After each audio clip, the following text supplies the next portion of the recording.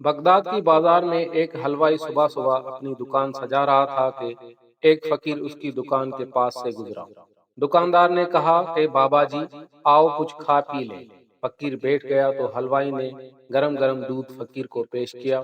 فقیر نے دودھ پی کر اللہ کا شکر ادا کیا اور اس حلوائی کو کہا کہ بھائی تیرا شکریہ، اور یہ کہہ کر فقیر چل پڑا۔ بازار میں ایک فاحشہ عورت اپنے دوست کے ساتھ سیڑھیوں پر بیٹھ کر موسم کا لطف لے رہی تھی۔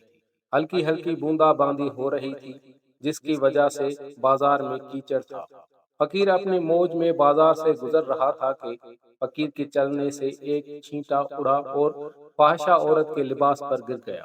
جب یہ منظر فاحشہ عورت کے دوست نے دیکھا تو اسے بہت غصہ آیا۔ وہ اٹھا اور فقیر کے منہ پر تھپڑ مارا اور کہا، فقیر بنے پھرتے ہو، چلنے پھرنے کی تمیز نہیں۔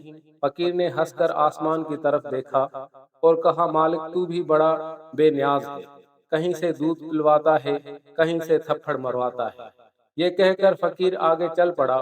فاحشہ عورت چھت پر جا رہی ہوتی ہے تو اس کا پاؤں پھسل جاتا ہے اور زمین پر سر کے بل گر جاتی ہے۔ اس کو ایسی شدید چوٹ لگتی ہے کہ موقع پر ہی فوت ہو جاتی ہے۔ شور مچ گیا کہ فقیر نے آسمان کی طرف منہ کر کے بد دعا دے دی تھی، جس کی وجہ سے یہ جان چلی گئی۔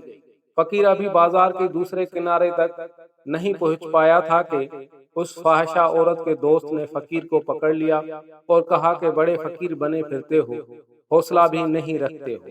فقیر نے کہا کہ کیا ہوا؟ اس نے کہا کہ تم نے بد دعا دی اور عورت کی جان چلی گئی۔